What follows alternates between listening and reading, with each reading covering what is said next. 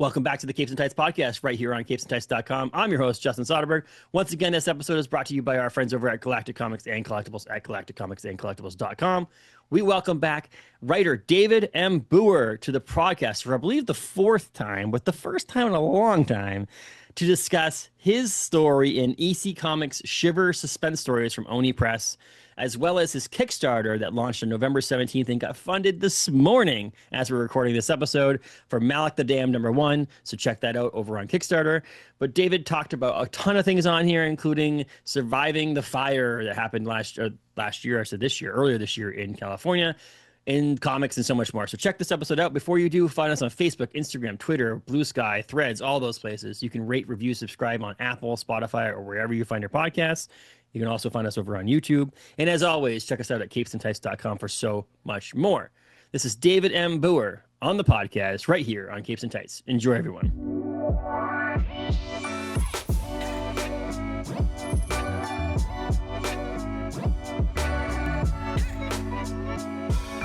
Welcome back to the podcast, David Booher. How are you? It's been a uneventful, what did we decide? Almost 24 months since the last time I saw you? It's like what, 21 months or something like that, and 100 episodes, and a lot of stuff's happened. I mean, I didn't even talk about this. Like, so I had a kid, like we talked about that, my second child. We talked a little bit off the air about that. But I had wrist surgery, and I bought a house and all this stuff, and you had... I had heart. You had a wrist surgery. I'm going to one up both of those. Okay. So I had heart surgery, and we lost our house. So in the wildfires. So you just got to stay positive. You just got to stay healthy and positive, and just keep moving forward, because you never know what's going to happen over the course of 21 months. Exactly, it's crazy. So I mean, so speaking of that, so how's your heart? How's the surgery? Did your surgery stick and stay, and we're good? We're good. You can run miles and miles and miles now, or no? Yeah, well, actually, I'm training for our first half marathon in February. So the heart feels really good. Last few weeks have been a little more stressful on my heart due to Kickstarter. But that aside, Yes. the stress of it all aside, it's they were able to repair it back to 100%. So it's where it should be. And no need to go back in and do any additional follow-up surgeries, no medication, none of that. It was That's awesome. fix it and move on. That is excellent. It's so good to hear. So good to hear. And you're in a building of some sort. This is not your house that you had in originally. We're in a structure. You're in a structure. But how's that been? How's life been like? Is it like, are you finally feeling like there's some sort of sense of normalcy ever since this fire happened? Or are you still like reeling from it? Like, Sense of what? Of what? What is that? Normal? I've never.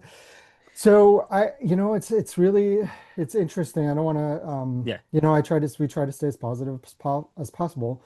But I think now we're about 10 months out from the fire, and it's gotten even a little more challenging now than it did previously, at least sort of trying to find some certainty and some positive anticipation of the future and that sort of thing. So we've finally been able to take some steps forward to some certainty. So next year, I'm sure we'll see a lot of changes that are coming for us personally. But right now, we are in a rental house. Insurance has come through for us, and the dogs are right now they're crushing naps right here, just off camera. So they're comfortable, we're comfortable. So I think that's what we can ask for right now. it is true. As if I just saw CJ Lead, author, last month, and her house was one of the houses to get lost in the fire about 10 months ago. I didn't know that. And she's living in her car now with her boyfriend. They're just traveling across the country. They're just like they're like, you know what, forget it, we'll just be on the road the whole time. Then I'm like, I guess you can if you have that kind of a lifestyle. But like, yeah, she's like, I'm in New Hampshire for an event and I'm just in a hotel and we'll make it too. I'm like, okay, sounds like you're making the best of it. I mean, none of us really, it was, I remember the day. You were one of the first people that I saw post a picture of it. I had some other creators that I've chatted with on this podcast who have also lost their homes or had to be displaced and things like that. And you were one of the first. I walked into the comic book store and I'm like, oh my God. And I'm talking to the LCS owner who's like, yeah. And then someone else is like, who's David Booher? And I was like, oh man, hold on, let me get you a trade right now. Let me go find a trade for you. No, it was one of those things that it was like I felt it. I'm on the East Coast, and I felt like this. I have people that I care about and I read about, and creators that I know who lost the thing. So it was 10 months ago now, or roughly 10 months ago now. We're hoping that 2026 brings much better things for you. But yeah, I'm glad you're here right now chatting with us. Right? I mean, that's I'm you're so safe. happy to be here. Yeah, You're yeah. alive. Well, and I've been working, Yeah. you just got to get back to it. It's Yeah. can't, Exactly. I just Exactly. keep telling, I keep saying this, that you can't choose the bad things that happen to you. You could just choose how you respond to them. Mhm. So, it could have been 10, 11 months of just wallowing in in the things that happened. Yeah. And instead we just do our best to move forward. And when we couldn't have done it without the community Yeah. coming together. I Yeah. mean, it's just been an extraordinary response, continues to be an extraordinary response. I just got today from a friend of mine. I'm gonna bring it into Yeah. camera. Yeah. Yeah. Could I pull it Yeah. into frame? This in 2015, I did my first series ever with Vault Yeah. Comics. And in 20, I want to say 2015, maybe 2016 at San Diego Comic-Con, the first ever words of mine in a comic in print appeared in a ashcan preview of the series that we were going to be launching. And I had 9/8 signed and I had Yeah. CGC'd them all and I lost all of them in the fire. And just today, a friend of mine came through and had this Oh, copy. So it was yes. 2016. So there you Yeah. go. It's signed 2016. This is the first ever of my writing that was in print in Yeah. comics. That is awesome. I have a Okay, copy. can I see? It's that. Is there like you had mentioned, in your post back, you lost like first edition Stephen King's and first edition in Joe Hill's and things like that, and you're obviously your comic collection, amongst other things. We're talking comics here, so we're gonna focus on that. Sure. But like, is there some sort of like small, I don't know, happiness of rebuilding it though? Like, is it like like you only not happiness, but like, are you trying to find happiness? I guess in the sense of trying to rebuild some of this because I know I own XYZ first edition or XYZ number 198 signed, but I'll never get to do that again if that makes any sense. Like, I'll never be able to buy that again or find that again. I'm not say never, but the chances are hopefully slim. Is there some of that like still trying to like, oh, now I get to piece this stuff back together, or is it just like it really sucks? Um, I mean, it does really suck, Yeah, but it's you have to make a conscious effort yeah, to take the joy, to find the joy in that because for everything that I have to do, there's two sides of it. I had some Valiant comics. I'm a big retro video game fan, yeah, an NES fan, Nintendo. I grew up with all of that, and Valiant published the Legend of Zelda, Super Mario Brothers, all those comics in the early '90s, and I had a bunch of the number one slabbed and I lost those, and so at San Diego Comic Con this year, and they're expensive. hmm And I found a Zelda number one in a 9/8 slabbed, and I was like, you know what? I'm gonna get this. hmm I'm gonna buy this. I'm gonna spend the money because having this and looking at this will bring me joy. But I had to you have to focus on that because yeah, otherwise, everything that happens, you just start thinking about, well, I'm taking joy and I can buy this now yeah, because I lost it. And so you originally, yeah, start like, it's very hard just to it's so easy to spiral into focusing on the negative. yeah, So you have to just approach these things and say, in this moment, I'm feeling joy, I'm feeling happiness because I have the opportunity and the means to buy this, yes. to have this, and then that will bring me joy.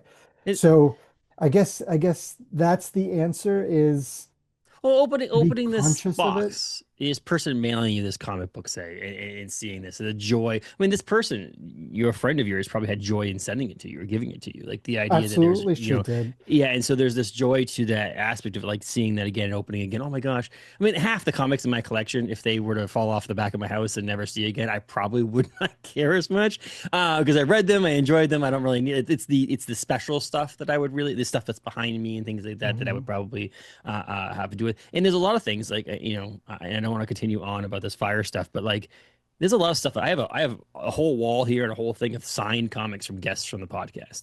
And like those are so gonna be like so much more difficult to reacquire. Those 9/8, those special things like that. So yeah, but just like I said, in the moment when you go to buy the NES comic book, in the moment you're like, I get to do this again, even though I don't want to have to do it. I get that, and that same thing with that box being open or seeing Sure. that dash can. It's like, oh, it's an enjoyment to see that again and bring joy to someone else in that. But in the meantime, since the fire, and since the surgery, you've been writing Ghostbusters, which has been fun. We talked Ghostbusters last time you were on, but since in between then, you finished that series and you started another Ghostbusters Yeah. miniseries, and that comes into trade paperback this January from Dark Horse. I mean, you've been steeped into Ghostbusters. Have you been enjoying this Ghostbusters time writing?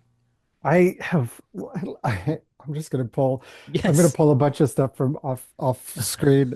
Um Heck yeah. Oh, look at that. Yeah, That's stay my puft. Stay puffed pillow. Yeah. So I loved Ghostbusters when I had the opportunity to write it. I grew up with the Ghostbusters 2 was my movie as a kid, and then uh uh the real Ghostbusters, the show, Yeah, yeah, the yeah. cartoon. I grew up with it. I watched it after school on Saturdays, and so I love Ghostbusters. So when I got the opportunity to write the first series and then the second series, I mean, you just throw yourself in. And so in this new series, it's called Dead Man's Chest, and I did some research on, I was like thinking of ideas because they sort of let us kind of create Mm, our own ideas, our stories in the world of Ghostbusters.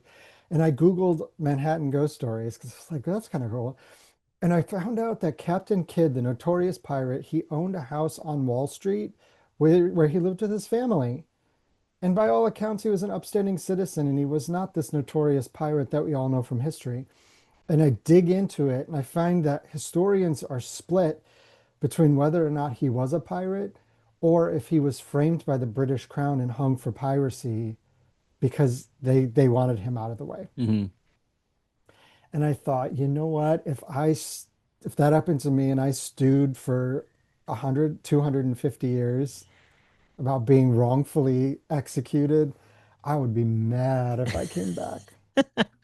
So what happens in Dead Man's Chest is the ghost of Captain Kidd is resurrected, and he brings with him all his ghost pirate buddies, and his mission is to turn Manhattan into the 17th century pirates harbor that it was back then. hmm So there's ghost ships, there's ghost krakens, there's ghost everything, and it's pirate. I was like, ghosts and pirates. Yes. Are there not? There may not. Those are the two best things. Let's put them all together. Yeah, I mean, to be honest with you, one of my favorite series from the past, I don't know, 5, 6, 7 years, was Dead Seas, by Kevin Scott, and it was ghost. It was like ghost pirate type stuff. There was Oh, pirates nice. or ghosts that were on ships and things like that. But yeah, it's a fun thing to see Ghostbusters and see your name attached to it. To me, selfishly, I'm like, I like a lot of your creator-owned stuff, so like seeing Ghostbusters, like, oh, this is great, but I'm like, I want the next thing.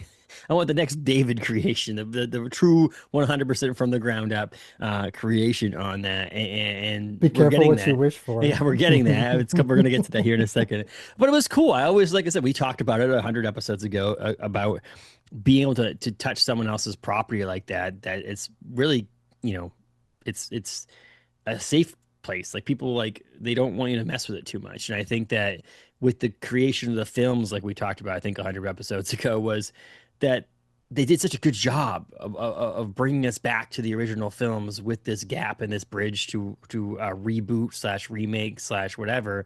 The comics kind of fed off of that, and I felt like that was cool too. So I think you're in a spot where you have a new generation of Ghostbusters fans, and things like that, and having to be able to like write stories for those people must be pretty cool.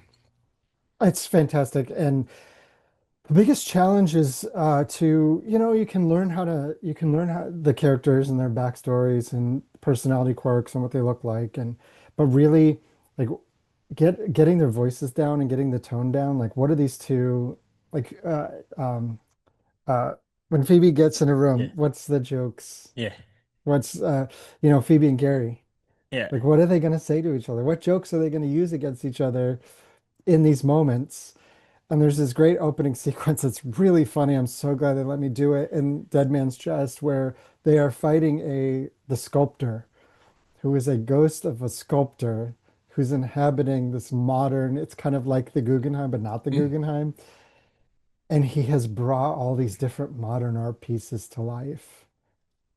And they're fighting, and Gary has all these dad jokes, and Phoebe has all these Phoebe jokes, and it's I feel like you have to be a fan to be Yeah. able to nail that tone.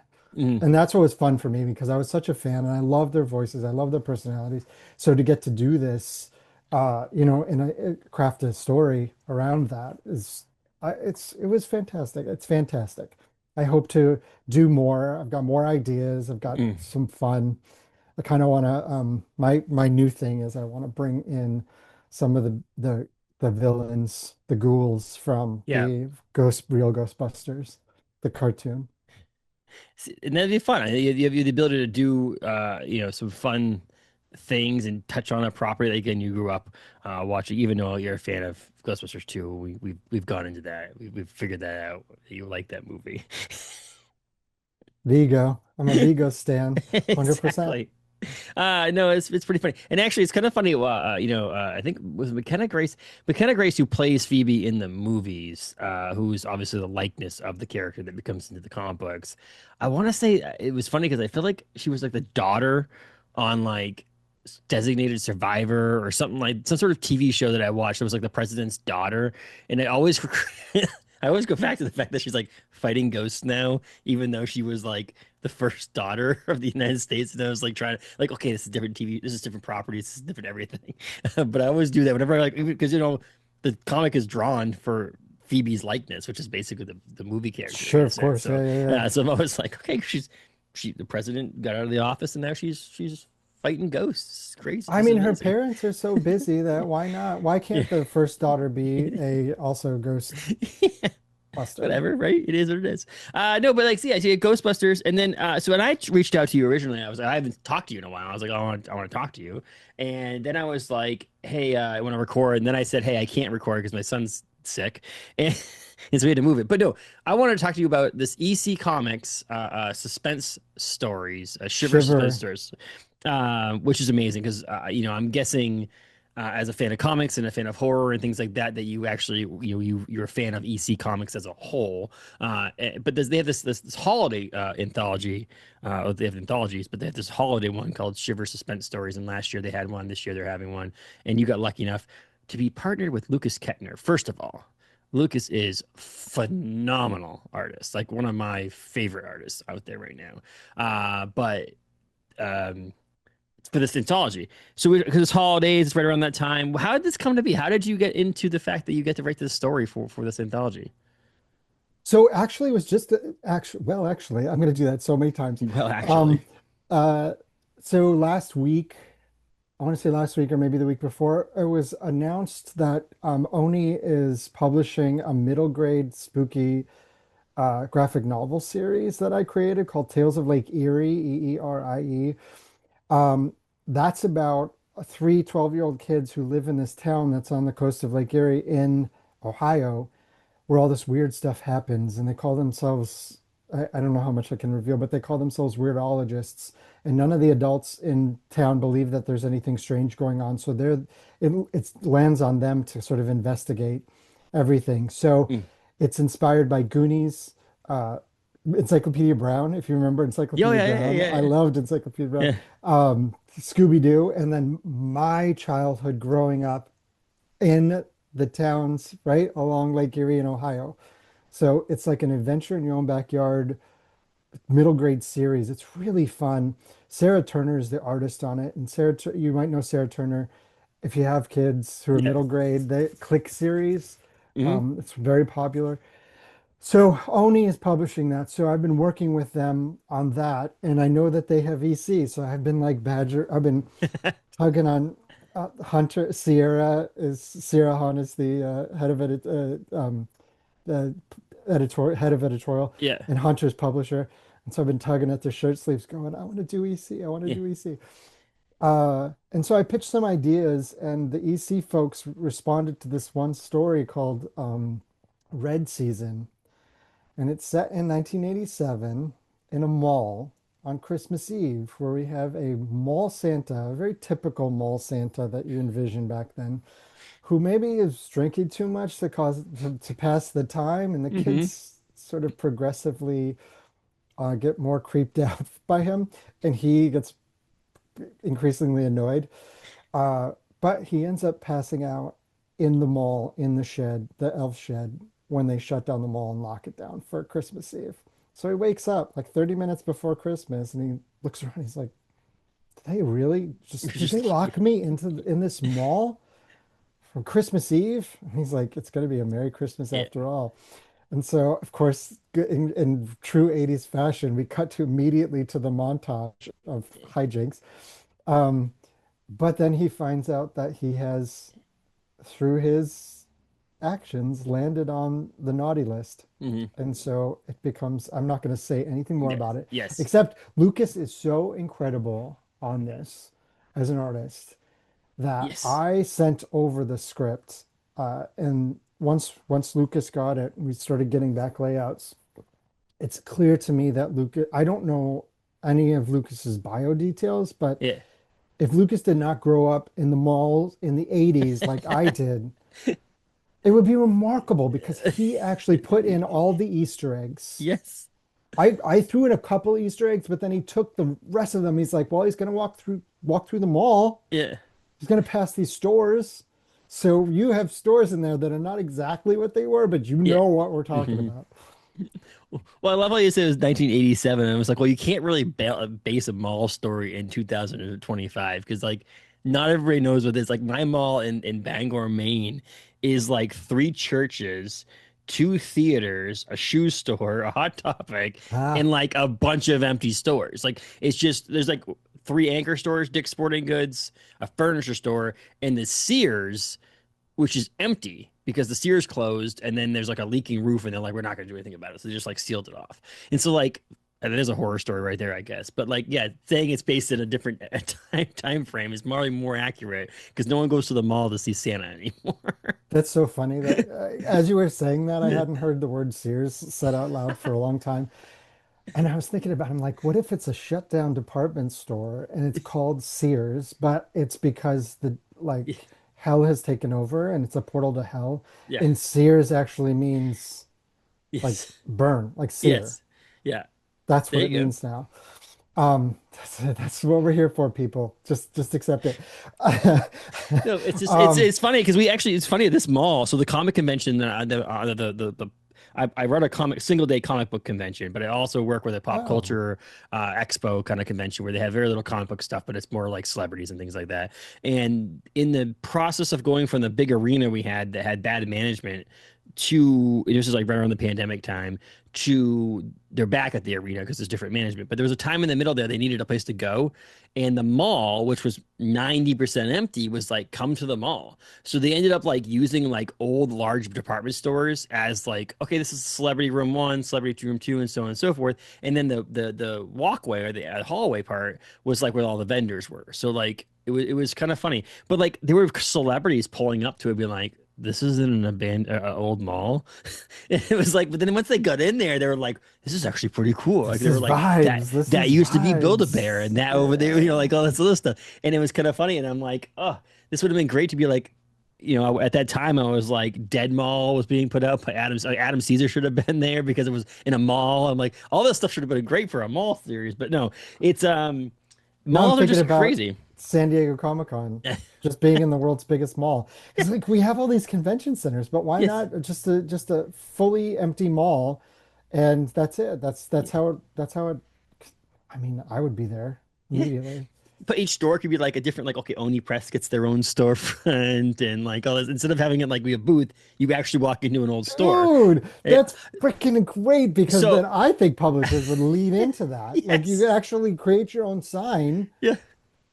Let's find a And big mall it's abandoned in this country that there's not that hard and do this. We'll do like a convention there. But no, because that year, we set up as a podcast. We were this episode. We had Dana Snyder on who voices mm, Master Shake on Aqua Teen Hunger Force. He was there, and there's a longer story on that I won't get into right now. But we were actually set up in old GameStop. It was an old GameStop, oh, and we were nice. actually set up there live podcasting from the convention. And you'd walk back there, and it had like the gray slat wall, and like it was just bringing back so much memories. And I'm like, I really want to walk behind you and find like a original Halo in the in the box, and have it be like, You see those posts on Instagram, and they're like, somebody was breaking down shelves at an abandoned Toys R Us, and they yeah. found a sealed Pokemon, and it's like covered in dust. Pokemon um, Game Boy Advance or something like that. I was like, I so want to do this. This is amazing. But it was just kind of funny. I'm like, we're actually here broadcasting from a GameStop. I guess this is a notch in our podcasting, career here. It's To awesome. broadcast live from a GameStop. No, it was kind of cool. So yeah, like the mall thing obviously brings people back. I mean, I think this is a nostalgia-ness to Christmas as a whole. Because you always think about previous Christmases when you're talking about things. Like my wife and I were going to watch Oh movies the yeah. other night. And she's like, a previous Christmas. Well, we watched this 2 years. It's all about the past, really. You never think about like 4 years from now on Christmas, I want to do this. It's like you always talk about 4 years ago you did this. So like the nostalgic part of that. But I talked to Chris Ryell and Jordan Hart about Dread the Halls. I know just recently, right? Yes, It's and coming it out in a week from yes, tomorrow it's so or amazing and it's so Wednesday. phenomenal. But I think this puts it up there. I think this EC Comics one, Shiver Suspense Stories, has that vibe. What do you think that brings in holidays in the juxtaposition to happiness and joy and horror? Like, I mean, there's this weird thing that like I don't know. I just love the fact of seeing like Santa with like a sword, or or like reindeer that are possessed or things like that. Like, what is it about horror and holidays that go together in your opinion? Oh my gosh. Well, I mean, for so many people, the holidays are hard. First of all, if you embrace it, that's so much work. It's Mm, so much work to do. And if you, I mean, sometimes they're not. I don't know. That's a hard question. It's just, you know what? I'm throw all that out. I don't want. I'm not gonna be fancy at all. I think it's cool because usually it's about joy. Somebody's getting slaughtered on Christmas. That's really cool, and it brings another layer to horror as a mm, genre. I think horror can is so versatile that you can put it anywhere. Horror Valentine's yeah, Day, yeah, horror, the horrors of the 4th of July, all that stuff. And to add an extra little layer to it for Christmas, I think it's fun. It's fun. It goes back to like yeah, I grew up on Tales from the Crypt, yeah, the TV show, and there's the famous episode where the woman is trapped in the house on Christmas Eve as the serial killer comes in dressed as Santa, the with the yeah, axe. yeah. It's sort of an iconic moment. Mhm. And I think that if you love horror, that's such a fun twist to it. Yeah, and I think it's like there's this we're at certain times we're overjoyed. So if you can bring it way back down, like the complete opposite of that helps with that too. And I think that it is one of those things where it's like you're supposed to be happy during this season, so let's make it not. And then also like Santa Claus is supposed to bring joy to people. But if you have a Santa that's like a bad Santa type Santa, or your Santa that's in this EC Shiver Suspense Stories story, you have this like that's not how Santa's supposed to be. You're supposed to be joy. Right. Like it's like one of the we just watched Red One over again. The one like was like 2 years ago or last year came out, and it's like he's so happy to be Santa.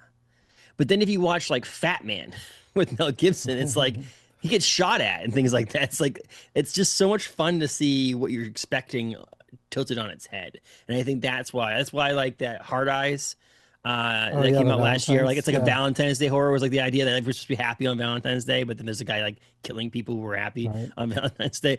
Like that was cool. And I think that's what's bringing this whole thing to it. I think that your story was great in EC Shiver Suspense Stories, but I'll tell you right now, Lucas Did made it you so read much.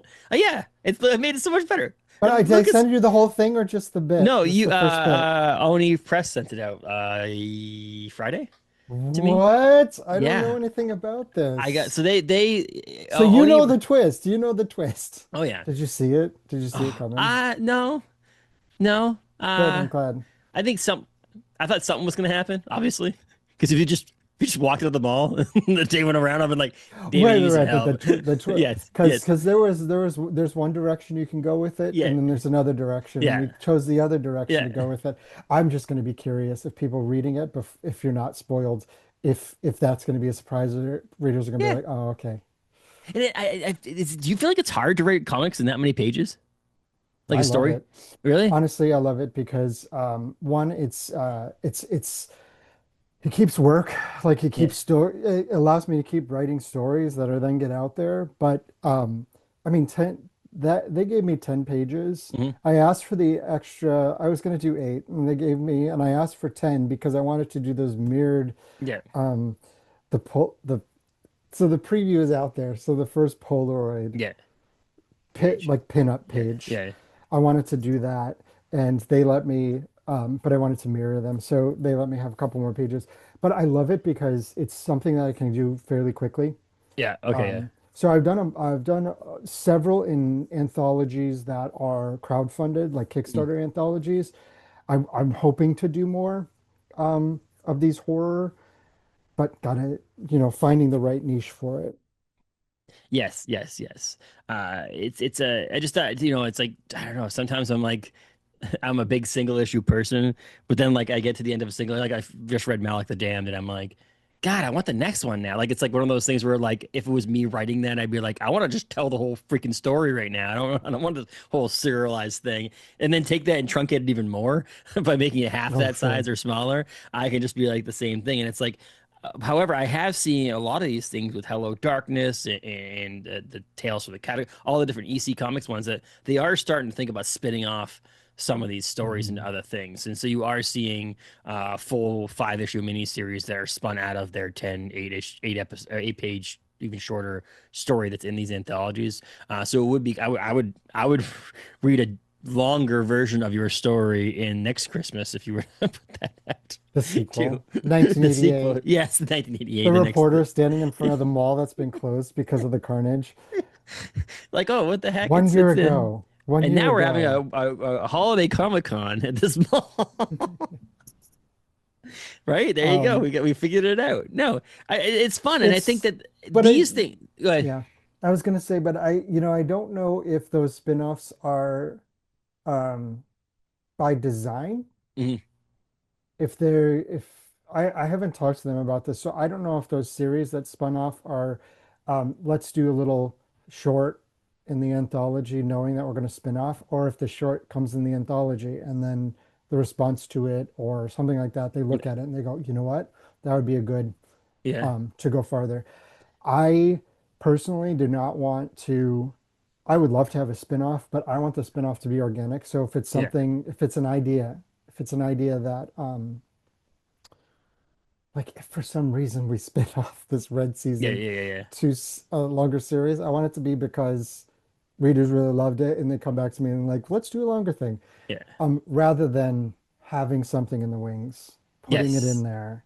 And then Unless you advertise it. I mean, yeah. it could always be that here's a 10-page short in the world of this that's now going to be that's going to be a series coming then. I feel like readers sometimes the more honest you are, just Yes. the more loyal they're going to be to you. If you're just honest with them and say, yeah, this is a preview of something bigger, or we're just going to chew the scenery for 10 pages, Justin. Yeah. It's Celebrate the It holidays. is, and it's one of those things that I feel like, as I said with other anthologies that are holiday based or certain time of the year based, whether it's it's a Dread the Halls or this one or a Dread the Hall H, which is like summertime, like Comic Con season, is that you can go back to them. And I think that's what I want to normalize. Like if I go back and watch Red Season again after I saw it again or whatever, like it's the Dread the Hall H. There you go, attend. I want to watch it again. I mean, I watched Home Alone every year. I watch, A Christmas Story, those kind of things again. Why can't I normalize that with comics? Why can't I hold on to this, pull it out of the box, and read it again next Christmas, and be like, okay, I'm going to read these stories over again. And the cool thing about these, I think, is like the 52 pages or the longer ones is you can read a story and put it down. and then go do something else, and then come back and read the second story. Like you don't have to sit there and commit to the whole Oh, thing. and It's the like, anthologies. yeah, I think Yeah, it's I great. love You can that. read part of it and then go back, and then those kind of things. I think that I love to be able to. And I mentioned again, this is kind of repetitive in the sense that I've done a discussion about holiday anthology before. Is that the Deviant's amazing from James Tynion, but it's a 5 issue series that started in like August. So you're reading like about Santa Claus and things like that, like in the middle of the summer when this has to come out around this time, and it's great because it's one issue. It's an anthology, single one shot that you get to read these stories. And when I heard you were part of it, and then I didn't even read who the artist was. I was just like, okay, I'll get to your, I'll read through them. And, oh, this is cool. It's a red season. I'll start reading it. And I'm like, wow, this artwork is phenomenal. And I got to the end, and I'm like, who is the artist? And I went back, and I was like, oh, that makes sense. That makes sense why I like that. It's like when you Yeah, finish a and movie, and you're like, oh, that's the director. That's no wonder I like that director. that feels like Yeah, Zach Krager. Oh, and it is Zach Krager. Let's go. Um, yeah, no, Lucas was just leveled up the series, so or the story. So I certainly hope that there's opportunities on the road to work with Lucas again. Mhm. Just his ability to internalize. I mean, that's what you want with an Yeah. artist. I feel like that's with me and Drew on Canto. Yes. Yeah. It's truly a collaborative creation Hmm. where we both internalize the story and bring together, sort of level it up in a way that you just can't do when you just produce a script and give it to an artist, and an artist is just like, okay, these are the blueprints, I'm going to execute. Hmm. It's true, and this one comes out, so it's just great because I think the Dread the Halls one comes out the third, and then this one, the EC Comics Shiver Suspense Story #1 or 2002 whatever they're calling it, comes out the following To, week. yeah. Yes, two, yeah, two #1 or something like that because they always have to put #1 on things to try to sell them. I always love that. Well, I think it's for distribution Is purposes. it? You have to Oh, I have an added #1. actual number, which is weird, even for one shot. Well, I I'd mean, be could you technically curious. make it? Didn't they used to do it like annual or like the special like one shot like that? It would be like holiday special number 1986. Like, couldn't they just do it that way? Couldn't it be like Shiver Suspense, or number 2025? Like, that's the number of the comic, but I whatever. mean, we all Number have one sells. some tiny bit of experience with computers. It seems like somebody should be able to fix that, but whatever. I don't know. It's beyond my pay grade.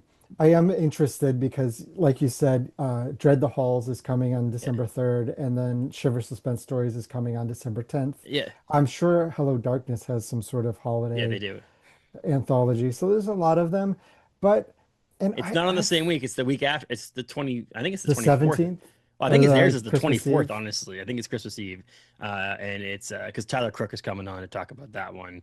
And Tyler did some stuff in that one. So I I think it's the just feel 24th. like, especially Dread the Halls and Yeah. Ishi's. I mean, Chris may complete and Jordan may completely Yeah. disagree with me on this, but those anthology stories, it's not.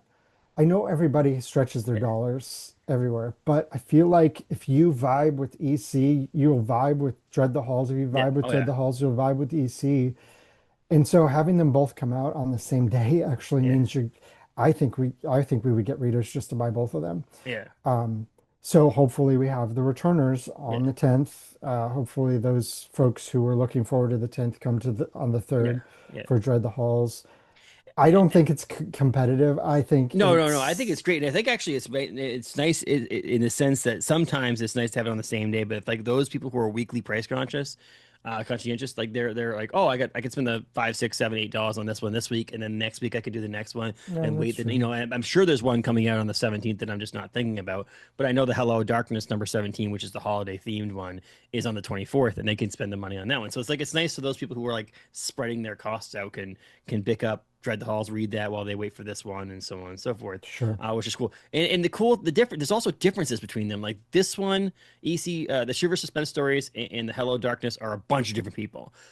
Whereas Right. Dread the Halls is Chris and Jordan doing the writing, and some of the artwork is, like I said, Jordan does some of the coloring and some of the lettering and stuff like that. But then they have artists that come in, but the stories are all them.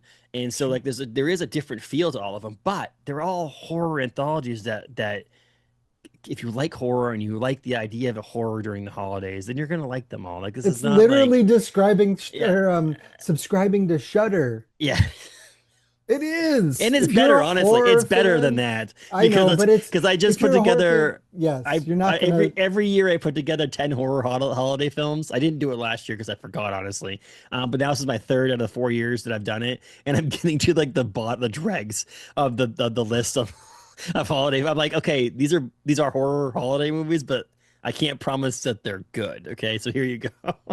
That's all they need. That's all they Some of need. them are just But so the bad. idea being that you go to Shudder and Yeah. literally, Yes. as a horror fan, I'm a horror hound, and I can Yeah. just watch movie after movie after movie. So with these horror anthologies, these holiday horror anthologies, if you're a fan of them, just you have the opportunity just to get one after the Yeah. other, and just keep enjoying them.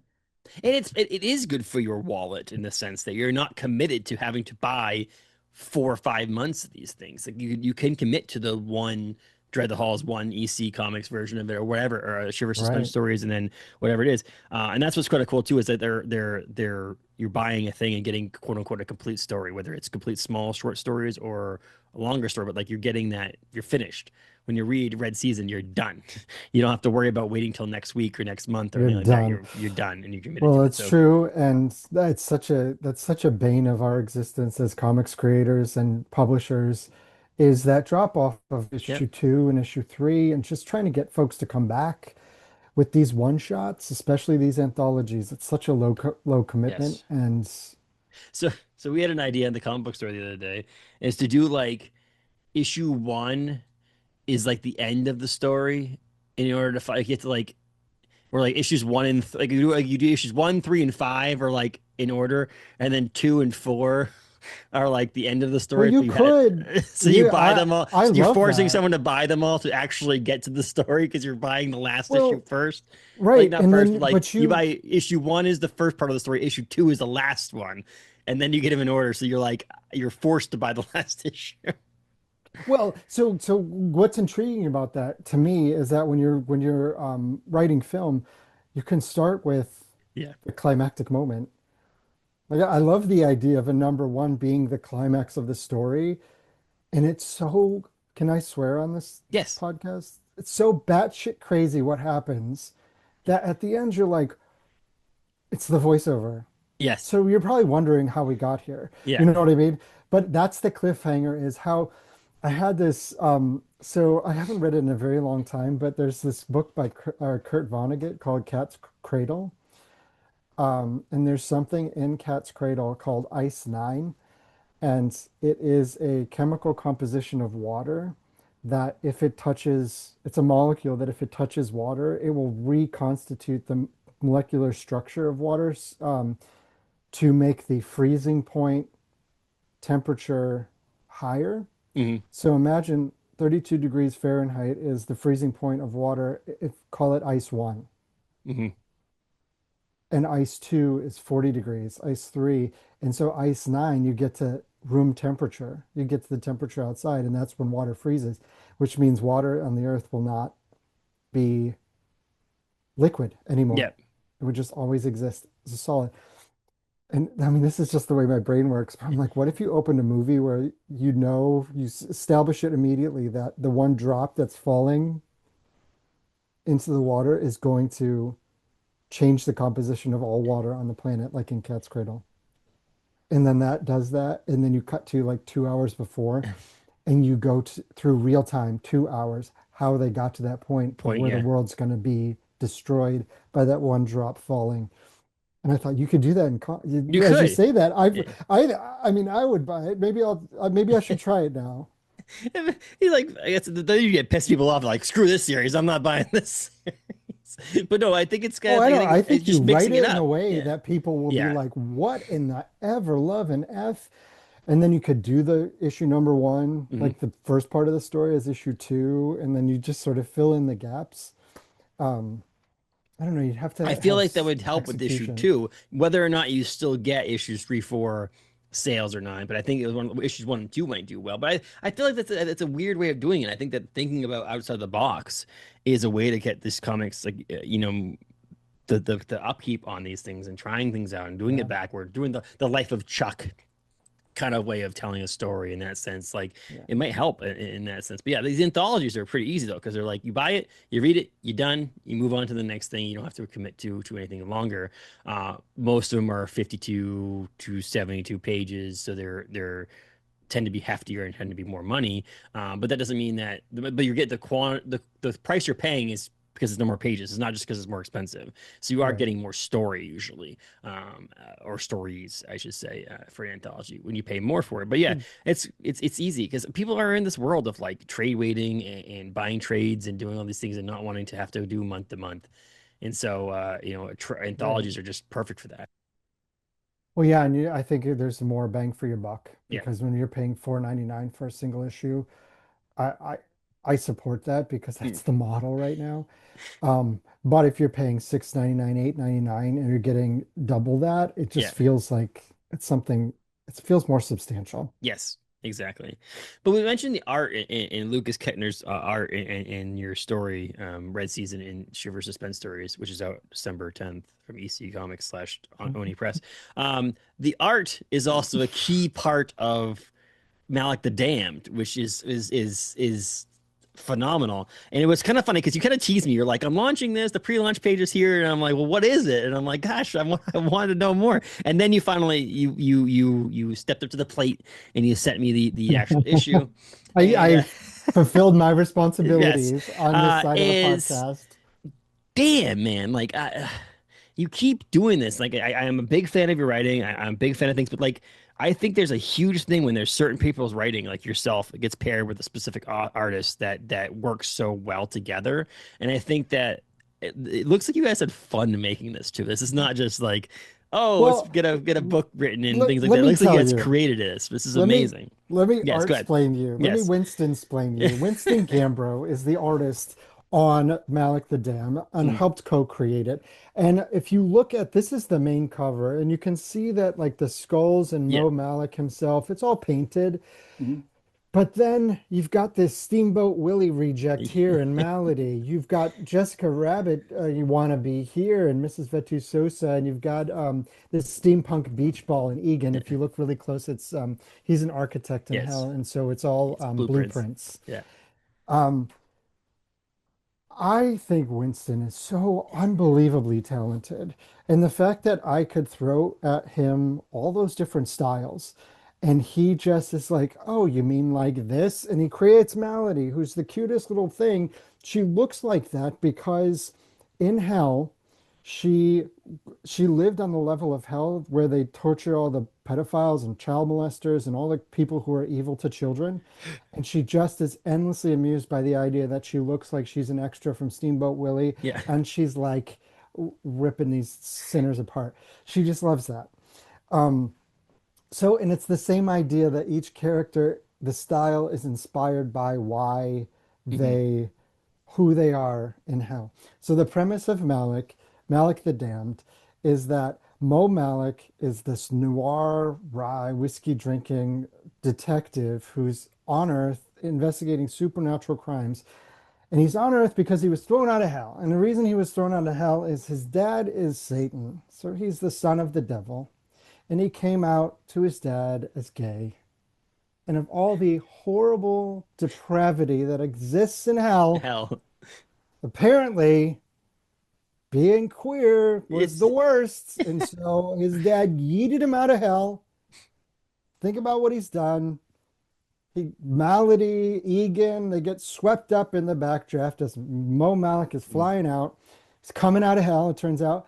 And now he's stuck on Earth. And every time he hears a hint of a supernatural sort of angle to some sort of crime, he is looking for a way to get back to back. confront Yeah. his dad. So in this four-issue series that we just launched on Kickstarter and just funded this morning, let's go. We got I wish I two had a fun. button to push that goes, "Rah, yay!"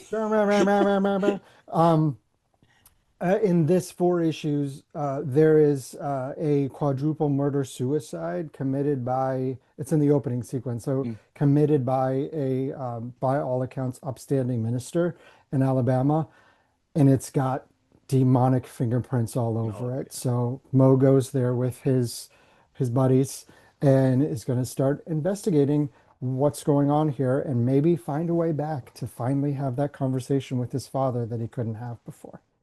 I was reading it and I was like, I love your subtle statement of saying Subtle. that subtle statement of saying I'm using that ironically or sarcastically, I should say, about how being gay in hell is awful. Like I that's was the just one. writing I was just writing a response to an interview question about this, and I really thinking about it.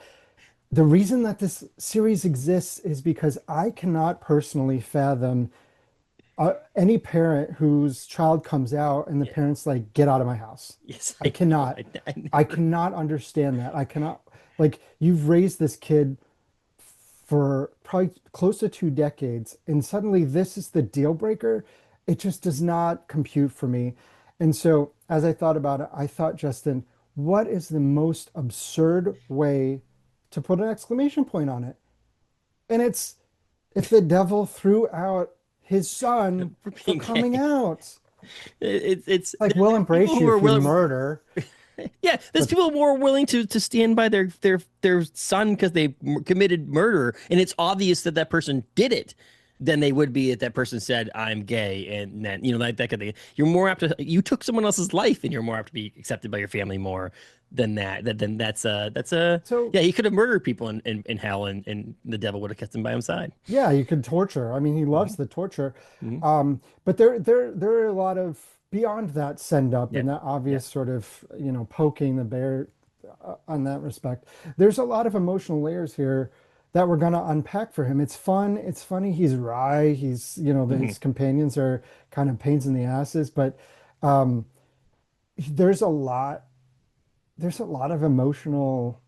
I mean, I don't want to get Yeah. too deep, but there's a lot of emotional layers to the idea that, like, I imagine being Mo Malik, and now you got to deal with psychologically the fact that your dad is the Yes. worst Yes. entity that has ever existed in human history, and suddenly you're too bad for him.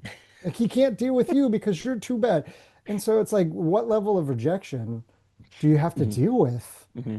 with that? And we're going to find that there's some twists and turns to that really I think is going to put a great exclamation point on what it means to be part of the queer community Hmm.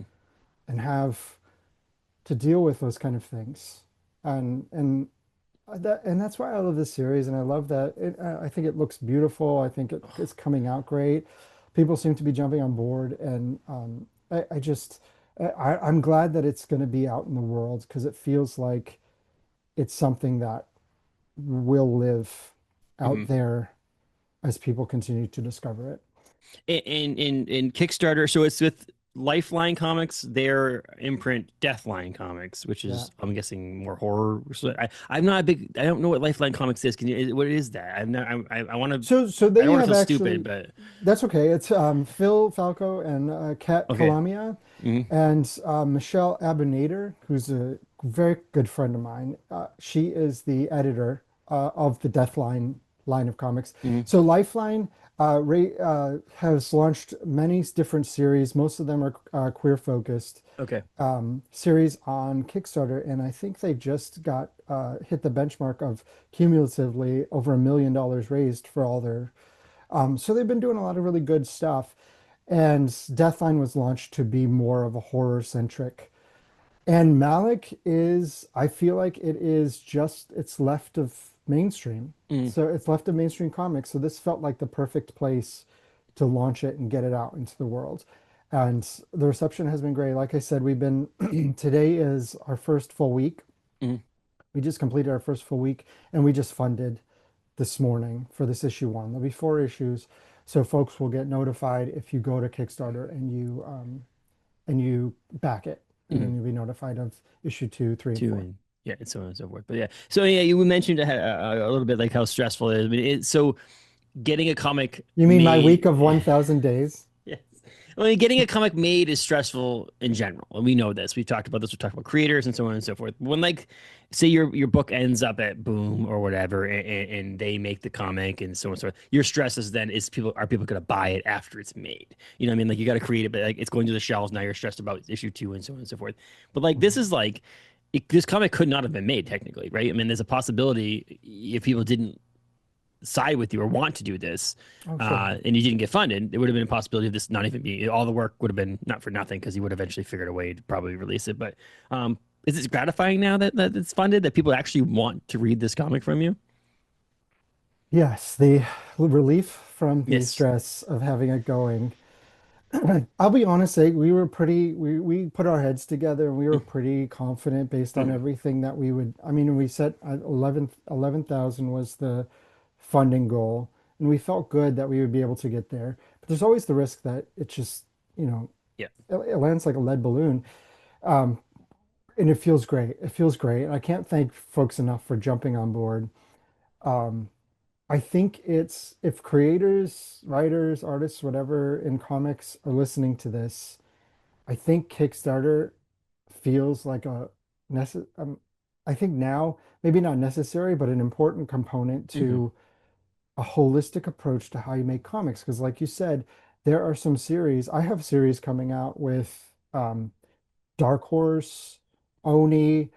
I had, specs with Boom.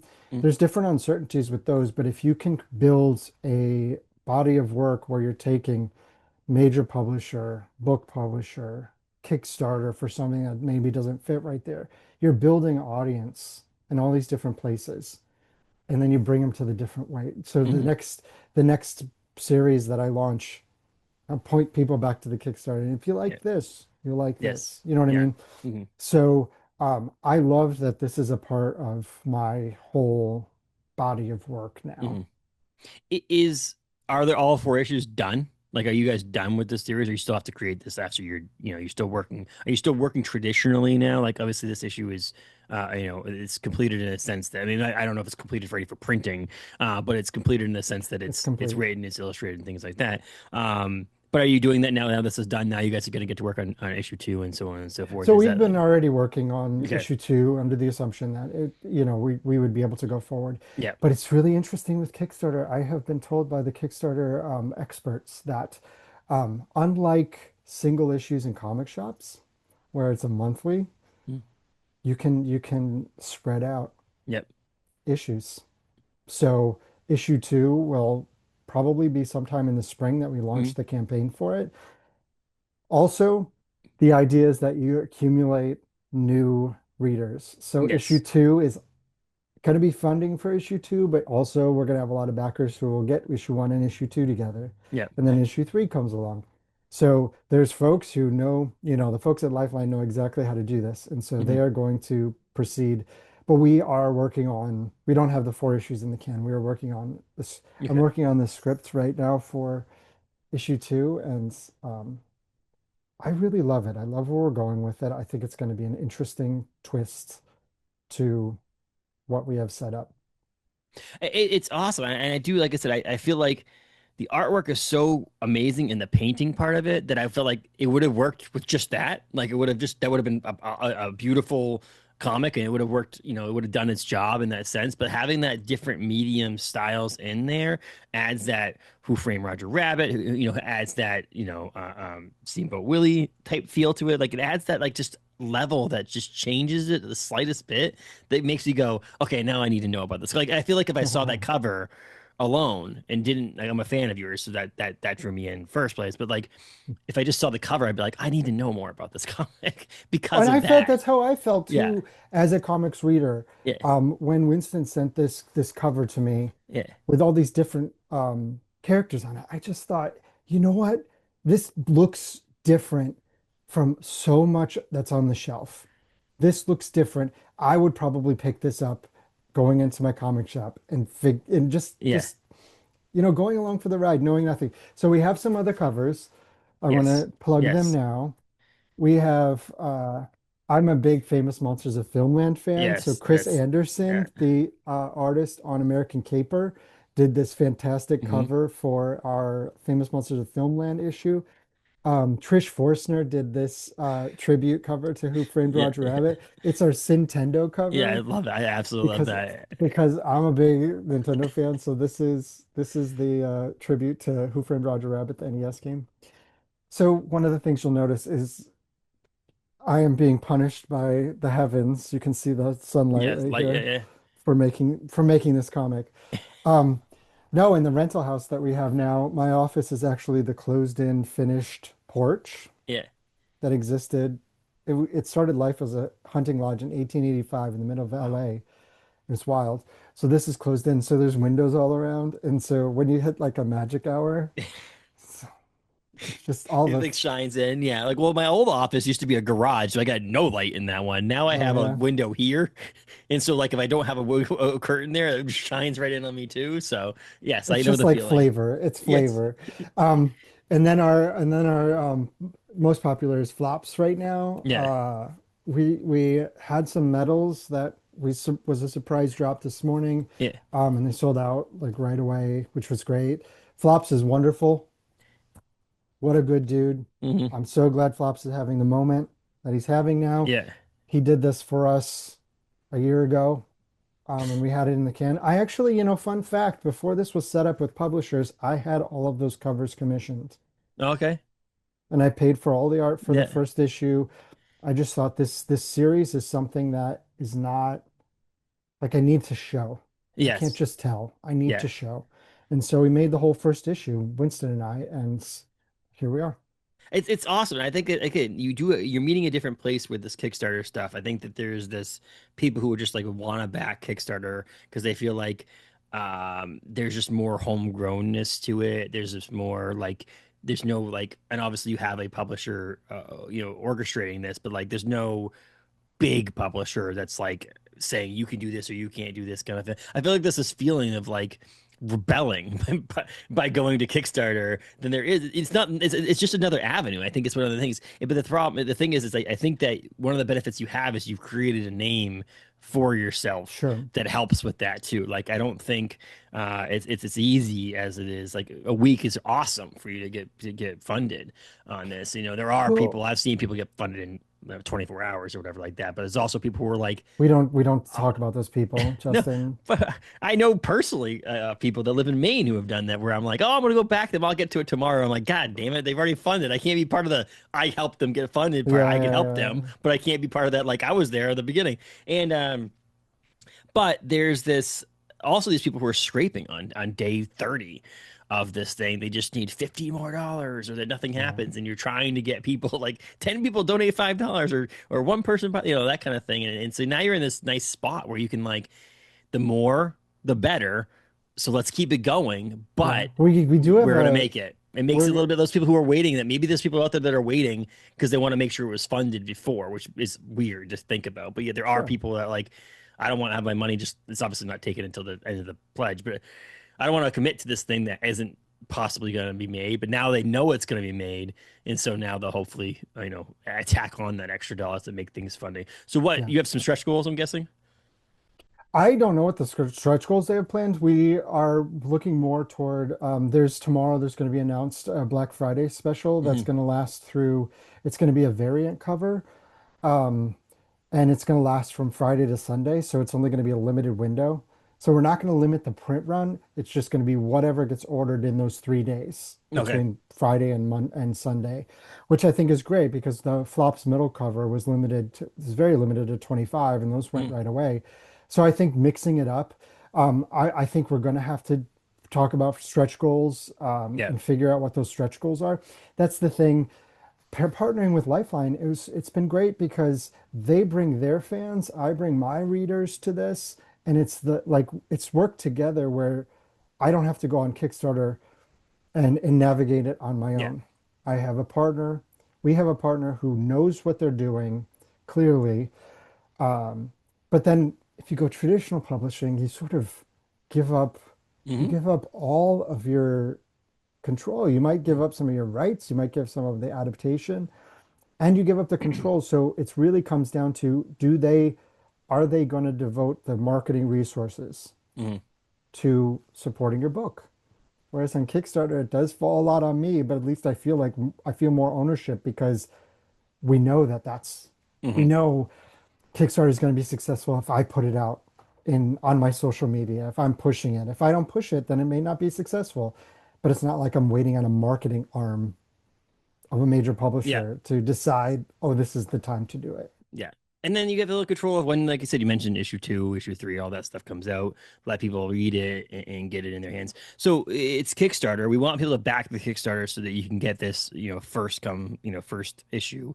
Um, is this one of those things that people will be able to get outside of this at some point down the road? Do you think that you will see it in comic book shops, or is this going to be Oh, like probably, but Kickstarters and it's when we get down to the trade, I think that's the Mhm. conversation that we'll have. This really is kind of like single issues in comic shops, Yep, It's a lot of them get launched and they are the sort of marketing vehicle for the collection yep. that then lives on the backlist. It lives forever as a collected edition. But I think that So, those people who are single floppy issue kind of people then back the Kickstarter if you want to get that. And then if you're, someone like myself who's going to back the Kickstarter as well as buy the trade from it later on, because I just a punishment for spending money on comics, is that I'll have both of those. And I think that if you want the comic in trade or single format, then back the Kickstarter. It's always the way it should be. But yeah, I think at right. this point you're at $11,454 now. I refreshed it when I was watching it and it went up like 70 I bucks. have it right on my monitor in front of me. I Trust me, refreshed the screen, it the went up like things 70 they bucks. don't I was like, tell you. Jesus. The things they don't tell you about Kickstarter is one, the first week is going to feel like 1 million days. Yeah. Two, you're going to refresh the website every half second. It's going to be your life, morning, noon, and night. Yeah. Sleeping, you're going to be thinking about it, all those things. And I wrote about this in my latest Substack that came Yeah. out today. They also don't prepare you for how much gratitude you feel just for folks. You launch a Kickstarter and it's like throwing it into the abyss. And you're like, is the abyss gonna stare back at me or are people gonna jump on board? Mhm. And the fact that we've had enough in 7 days. I know there's Kickstarters that launch in, you know, 20 minutes it's funded, and that would be wonderful. But I But I do also think think that those are some the of those are like, rarities. oh, we need 2 grand or something like that. Like you had probably Well, two two grand the first grand, and 24. Yeah. Yeah. also if it's a hot Yes. artist or it's Yeah. like the spec market gets into it. I Yeah. think we're getting a little bit of bump from the spec market because of the flops cover, but Yeah. um, it's still orderable. And I think Flops did such a good job, understood the assignment so Mm. much on this that that's why it's such a good cover. Yeah. Um, so you just, you take all those little pieces and you put them together and you find out that you like me. You Yes. really No. like me. Well, it's true, and it's like I think that's part of it. I think that's, and again, I think the people that I'm talking about that are funded really quickly are the people who have a massive like their own Facebook groups that are following that kind of thing. You know what I mean? Like it's one of those. It's Our mutual buddy. there's a bunch of people out there that no, Hmm. I say a bunch. There's a few people out there that are like that have like their own thing, and then that's easy. They could just say launch the Kickstarter, and they've got they know they're gonna get the I may backing. It's I may be like. wildly wrong about this, but I bet if we launched Canto as a Kickstarter, Mhm. that I think it would go really quickly. There's certain But products like that or projects that are like that are just like it is what it is, and they've got such a following and an army. I mean, my buddy Joseph Schmalke from Maine here, yeah, he's got the Schmalke army that like he just posts one thing and things like it's insane that he just all of a sudden I know where like things are funded and people are buying stuff, and I'm like, where do you guys get your money? Like I want to I guess it's a little different too because people like that are not like in the like podcasting like this, I talk to so many people. I become friends with so many people. I want to back them so much. And there's so many of you now at Mhm. 256 episodes that I'm like, oh, some people are just like, I'm a Joseph Schmalke fan, and they back anything he does, and that's okay. It I'm makes it a little looking. bit, I just went on his website right yeah. now, and I'm like, maybe Schmalky will do a Mallet cover for us. Joe is awesome. Joe has got a comic book coming out with Amanda Call, who's from my area here in Maine, called Prophets of Doom, which is Oh, phenomenal. cool. And he's coming up and doing a pop up in my local comic book shop, and he's just like, yep, 20 covers of one issue, and we're just or 20 limited to 20 for that day. Grab it, and he's just doing things like that. And it's just, people are gonna show up. He's come up 1,000 times, and people still will show up to see him. It's so cool to see that. But yeah. But a week is nothing to sneeze at, though. Like, I mean, a week funding your project is I'm so huge. happy because I could go into the Thanksgiving being like, okay, now it's going to be a jolly holiday. because we have Exactly. fundings. Yes, exactly. Well, that's true. Now you can focus on it. I mean, you still obviously you can't let it die. You can't let it not die, but you can't let it just float now. You still have to do your work to you have until December 11th to do this. So you still have work to be done. But now you know it's this is where the real fun part comes in because now it's just like it's going to be made. People, we're going to do this. This is amazing. Let's just keep it going. Have more people want to read it and so on and so forth. Because as Right. of right now, there's 193 backers or so. You want more than 193 people to read this comic book. So let's hope Sure. that more people will back it just to read the issue. Well, yeah, and It'd be it's such cool. a, I was thinking about this, and it's such an ironic scenario where you get, I think, many fewer Yeah. eyeballs when you do a Kickstarter, but ultimately, I bet on this Kickstarter, I will make the same amount like in my pocket as I do Yeah. going through a No, traditional publisher that 10 you're times this. you're right. It's wild. It's wild. But I mean, So there's the album. Wasn't Wu-Tang Clan have an album that was released, or they did an album that no one's allowed to listen to except for the person who bought the album, and it was like $1 million purchase or something like that. And it's like, oh, that's cool. You made your money. You probably made more money off of it than you would something else, but like no one else can listen to it. So part of it is a two-edged double, two sides to that. Like 193 people will get to read this. But then there's also thousands of people who don't get to read it because they didn't back the Kickstarter in the first place. And so I would like it to see more people because I would like more people to read it. If that I makes any agree. sense. I'm excited to see as issue 2 comes along, Yes. and then 1 and 2. So we'll have a bunch of people who will get on board, for the first time, and then 3 and 4. Yeah. So Yeah. hopefully we're building up momentum so we can get into the thousands of Yeah. readers, tens of thousands, hundreds of thousands. Thousands, millions of readers take Mark over the Spears with like world. 350,000 Uh, copies. it's really I say fun. Horror is fun to me. I love I horror, so love there's her. that too. Yeah. I think like I said, that moment, that thought process. I have a lot of people that I know that I know that would laugh at the fact. People part of the gay community who would laugh at the fact that you did that. Like the idea that even you're not It's welcome so in hell. absurd. Yes. Like there's a bunch of places that you are welcome and hell's not one of them, and that's just the way it is. And who knows, maybe it's something personal with the devil himself. It doesn't want, not that it's a good thing. I'm just saying that, like, Are you trying to figure it out already? I'm trying to, but I can't. But it's a phenomenal first issue, and that's the thing. Is to me, it's Thanks. the only thing I said. Like I said, I'm the person who, I mean, it got to read it because of this discussion we're having, and I don't want to wait till the spring. So I want it now. So, Okay. but Well, no, I'll but send my it to you as soon as it's done. no, but my point is the fact that it's like that's a good sign. That's a sign that I want Great. more from the story. I want to know where these people are going and these characters are going and where the story's going. And I think that there's it's different. The artwork's phenomenal. I think that the Kickstarter part of it to be part of a small group of people who gets to experience this, and those people who want limited edition things. This would well, I mean, issue 1, cover A would technically be considered a limited edition if only 200 Course, yeah, and people it's going to be back it. 200 copies. Yeah, And then then imagine this, like, something happens down the road and you get 200, there's 200 copies that mhm. exist of this book. So, I mean, we I want mean, it's more. We want exciting. more. It's like we want more. That's the part of it. It's mainly because I want to share what I am like, so happy with this, and I love the comic so much. I want other people to read it so I can have conversations with them. Oh. It's hard to not have conversations with people who are like, "Yeah, I didn't back that Kickstarter." I'm like, "Cool. Maybe I should just go buy a bunch of copies and then just give them to people for presents." I mean, I can't give you an opinion one way or the other because it's a conflict of interest. But yes, buy as many copies as It makes sounds like a brings good you joy, idea. Justin. It sounds like a good idea. No, it's Sounds like a excellent. great I think idea. that it's fun. I've been waiting again, like I mentioned earlier in this episode, for Creator Own project to come out. I mean, obviously, I had Canto come out, but I meant like a new project with your writing skills on it. And I'm happy. When I got it, I was like, super excited. I read it immediately, and then I read it again today before I discussed this episode, and it's just fun. I think it's like I said, it's fun. It's got this, like I said,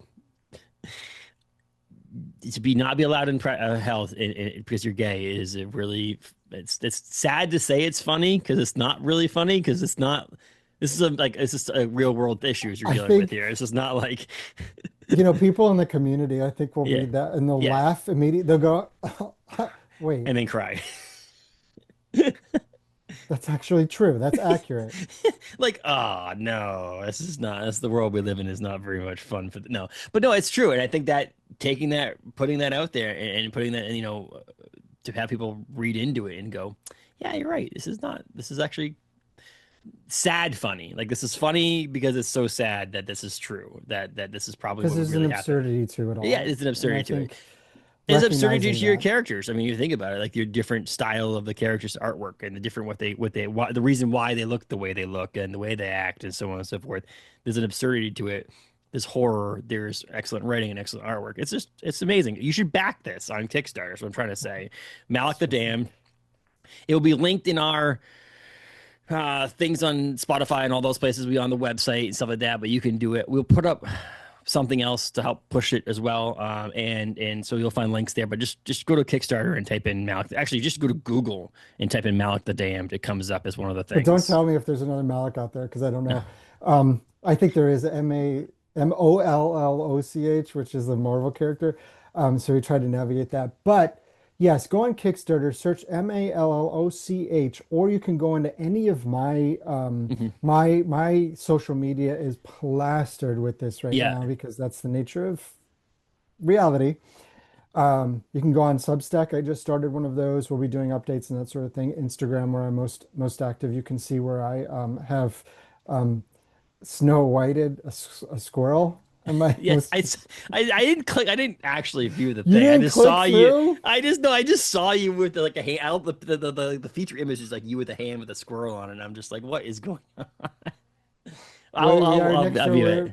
We're we're pet sitting for the cats next door, and Yeah. they also rescue Yes. squirrels. And so they have a rescue that lives in the backyard, and you just bring out some pecans or walnuts in your hand, and He he comes and just sees will you. come. Yeah, he was very demanding now. What does We're he have a like three name? days in. His name's Biggie. Okay. Oh, there you There go, were two of Biggie. them together, Biggie and Smalls. That's amazing. I have squirrels that run on the rooftop. Like there's an attic above me, and then there's the roof line that touches the trees, and so they get onto here. And then my deck's right here, and there's always like nut shells and like shells like on my deck because they sit up on top and they crack open their nuts and it just falls down on the. It's just your ASMR at that point. The little Well, it's scary because it touchy. seems like they're running in the attic, and I'm like, no, it's just. And then you go outside, and you can see them running across the roof line, Mhm. and I'm like, yeah, see. But Malloch the Damned on Kickstarter, go back it. Go do everything. Tell your friends about it. To all that stuff. Grab the trade paperback of Ghostbusters, Dead Man's Chest in January. Grab EC Comics Shiver SuspenStories on December 10th. Grab Specs in trade format. Grab all the Canto stuff.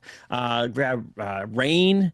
Grab all the stuff that you're part of. And then And it's follow so me on exciting. Instagram. I just got Mm. some fun news that will relate to a big mid-year comic event. It's Mm. not a Mm. convention, but At a mall. No, I'm just kidding. I Uh, wish, I hope. Full circle. Here we go. Yeah. No, David, I'm always excited to talk to you. And it doesn't mean that, like, I was thinking about the other day, I had another creator that I'm really excited to talk to again that I'm going to put on the schedule in early next year. But I usually try to help promote things that I'm excited for. And so it tends to be like this gap between things. The only reason I didn't talk to you about Dead Man's Chest is a little bit more difficult because Sony has to approve a lot of this stuff. And so I'm like, I'm just going to, I'll skip David this time. But no, we don't need that. Let's just come on. It was just come on sometime in 26 just to talk and hang out and talk comics and shoot the shit and all that stuff. So we'll do that for sure. 100% coming up. I won't wait 18, 19, 21 months before we talk again because that's not fun. Barely No. anything happened since the last time, so what could go wrong? And no, yeah, exactly. And I don't want houses to burn down or major surgeries to happen between now and then either. Yes. Can we try that too? I just bought this house. I don't I don't want anything to happen It's to it. no. But yeah, so absolutely. So yeah, grab all that stuff. I'm so happy you took the time out to talk to us today. My kids are knocking on the door over there, wanting to come in, and so we'll take some time to say goodbye, and we'll talk soon. Okay, David. Always so great to see you, Justin. Every single time. This is so fun. So thank you. No problem at all. And happy holidays, happy Thanksgiving, all that stuff. Happy New Year. And we'll talk in 26. But before then, go check out Kickstarter and type in Malloch the Damned and get your copy of Malloch the Damned #1 on Kickstarter. So thanks a lot, David. Thanks, Justin.